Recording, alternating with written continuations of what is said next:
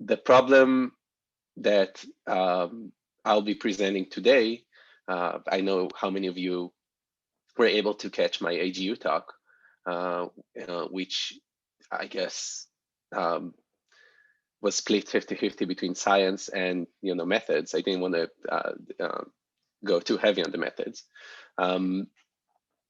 But today I'm hoping to kind of get into how the neural network we're using, called mask RCNN, works, how it can be tweaked, what are the important hyperparameters, because this is not such an easy problem of identifying swans in imagery catalogs, how we built the data set, and the importance of augmentation, I guess, which is very important for these kinds of problems. So this talk would be more like 80% methods and 20% science, I guess. I'm going to start just by telling you a little bit about the problem. So Mars, as you probably know, has an atmosphere. It's pretty thin relative to that of Earth, but it still carries an abundance of atmospheric phenomena, like this really beautiful dust devil. From time to time, we see global dust storms that cover the planet and destroy any link we have to spacecraft, to rovers that are on the surface. So to try and predict weather on Mars without knowing where the wind blows is a pretty difficult problem. There are today two instruments, I think only two instruments, that can actually measure winds on Mars. I guess maybe Curiosity can also, so maybe three, but directly measuring winds on Mars on a global scale is a difficult problem because you need a lot of instruments. It's not like on Earth where you have weather balloons and weather stations. So geologists have always been interested in the problem of taking geologic features on the surface, geomorphic features on the surface, and try to learn something about Mars's climate. In this case, we're looking at a very unique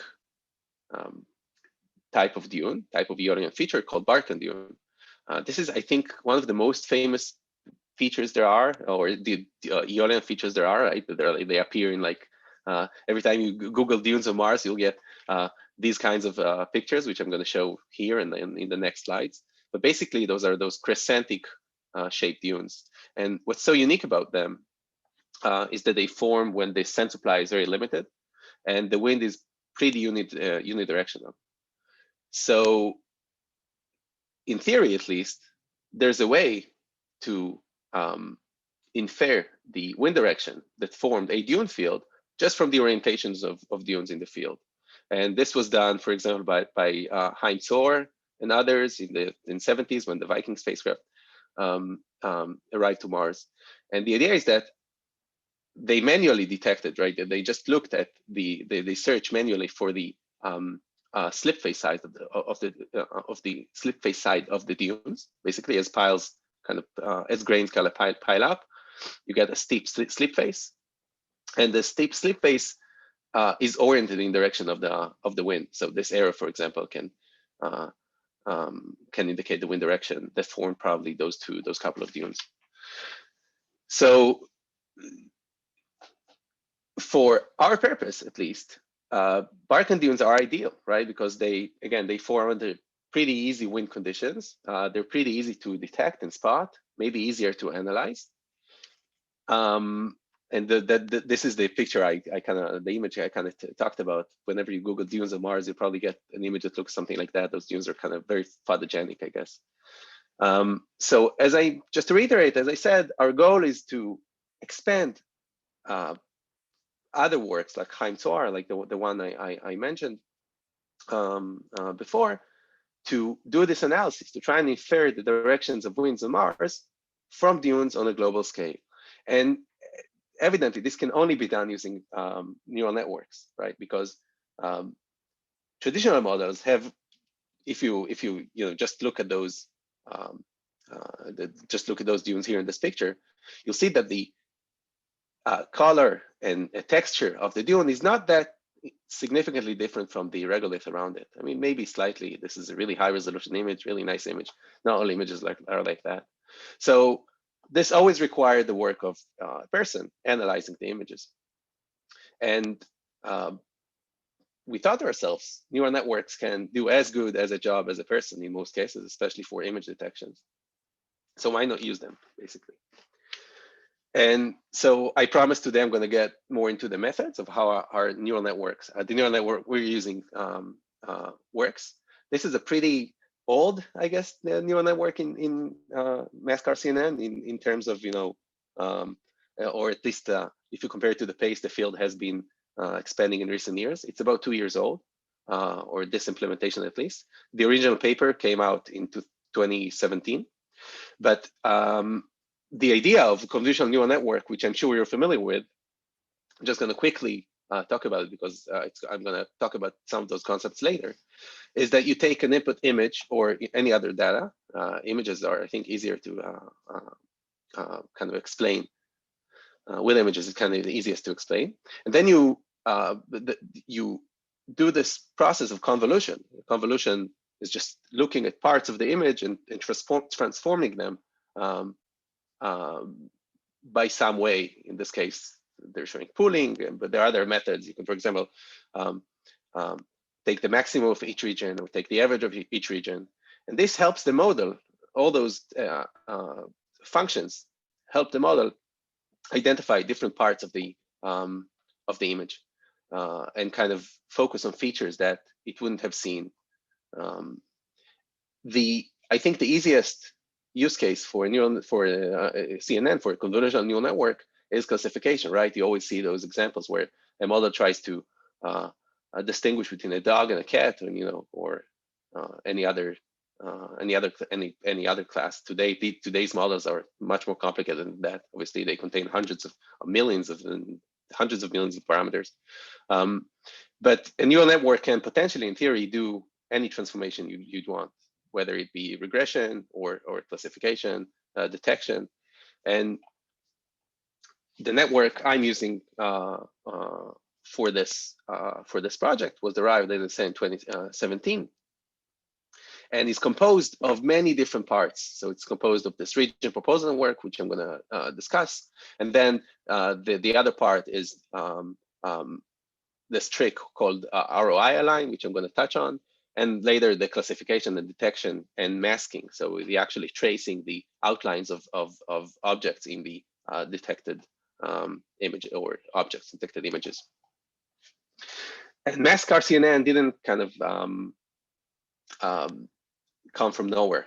So this neural network was built on top of other very older, I want to say, not very old, but older neural networks that have been used pretty significantly, or pretty heavily in the past. And the first one I'm going to talk about that kind of started it all is called RCNN, or a region-based convolutional neural network. Basically, all this neural network knows how to do is take an image and kind of output the objects, kind of detect objects within this image. And the way it's doing that is pretty cleverly by integrating two types of algorithms. One, or half of the network, is only using traditional computer vision algorithms like selective search, which I'm going to talk about. And the other part is taking the output from those traditional algorithms and using them to make predictions, predict a bounding box, basically, using regression, and then classifying the object within this bounding box. Selective search is a really cool algorithm. Basically, it's been around for quite a while, even before 2004, I think. But in selective search, the idea is that you take an image and you look at each pixel and try to classify it by either its texture or its color, and kind of gather all the pixels that have the same, they belong to the same group of texture or color. So texture is kind of the harder thing to define, but usually define it by the Gaussian derivative. So you take the derivative in the radial direction and apply a Gaussian filter over it. Color is easier to explain, and basically using a greedy algorithm, so one that takes the optimal decision at every step of the algorithm, and repeating it a few times, the image can be pretty coarsely segmented into parts, like you see here. So it correctly identified there's a woman sitting here, and this is a TV, and the other parts kind of don't make as sense, right? Maybe it identified this blob of light, this spotlight behind the woman as something, even though it's nothing. It's just a background. So this is a good start, but it's not the whole story. Before I continue, I think I should. I just want to quickly touch this concept of intersection over union, which is the most important concept, I think, in image detection, because everything kind of builds on it. In intersection over union, all we're doing is measuring how well the model did when it tried to predict a bounding box.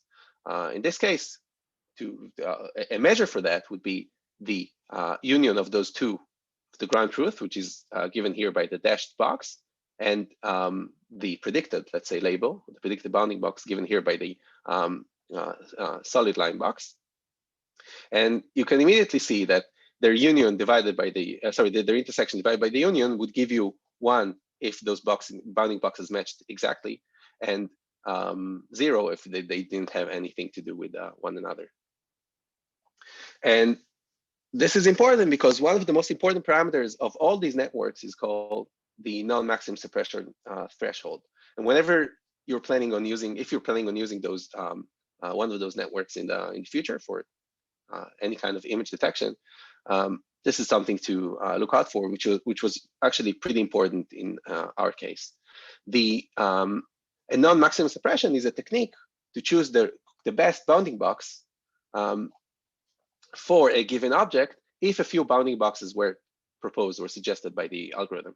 So in this case, the selective search algorithm, let's say it detected this Dune, and the neural network proposed 3 bounding boxes. One with a confidence of 90%, so it's 90% sure that there's a Dune in this picture.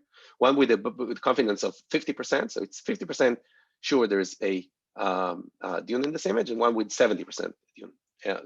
Confidence, that there's a Dune in the image. And those fractions you see here are just the IOU ratios of the ground truth of the actual Dune with the detections. So the algorithm is really quite straightforward. The first thing you do is you take out the bounding box with the highest confidence, and then you check the IOU of that bounding box with all the other bounding boxes in the image, and you remove those that have a threshold higher than, or so they have an IOU with a threshold that's higher than some threshold you've determined. So let's say our threshold, it's common to use 50%. So the green bounding box and the cyan bounding box have an IOU of about 0.8. And let's say the threshold we said is about 50.5. So we're going to remove this. We're going to discard this bounding box because it's probably describing the same, it's probably relating to the same object. The IOU of the yellow and the green bounding boxes, however, is about 0.1, right? As you can see here, there's not a lot of intersection between those two boxes. So we're going to keep the yellow bounding box, basically. And combining those, we get a better bounding box than we did before. Other methods take the union of those two instead of the intersection of those two. And this only works if the non-maximum suppression threshold, which we talked about, is pretty high. So you kind of select a lot of bounding boxes around the object. Now, this is very important for dunes because many dunes are connected, and you can imagine that if 2 bounding boxes or 2 dunes are very connected and their bounding boxes touch, then one bounding box, because of this non-maximum suppression algorithm, may cause other bounding boxes to disappear. So this is an important hyperparameter of mask RCNN with any image detection endeavor you may seek to go after. So we talked about RCNN. The problem with RCNN, unfortunately, is that it's very slow. All those proposals, selective search, all those traditional algorithms take a lot of time. So the next step was try and improve those. I don't have a lot of time to really go into these improvements, which are more like a computer science, I think, problem than planetary science problem.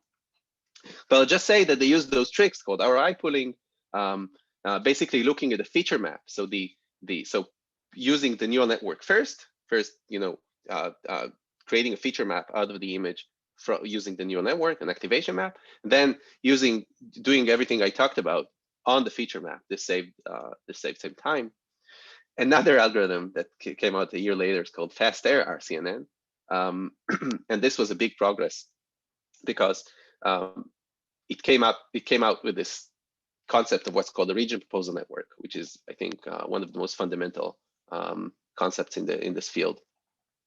And a region proposal network replaces those traditional computer vision algorithms like selective search and all those edge detection algorithms by using a neural network to propose regions within the image.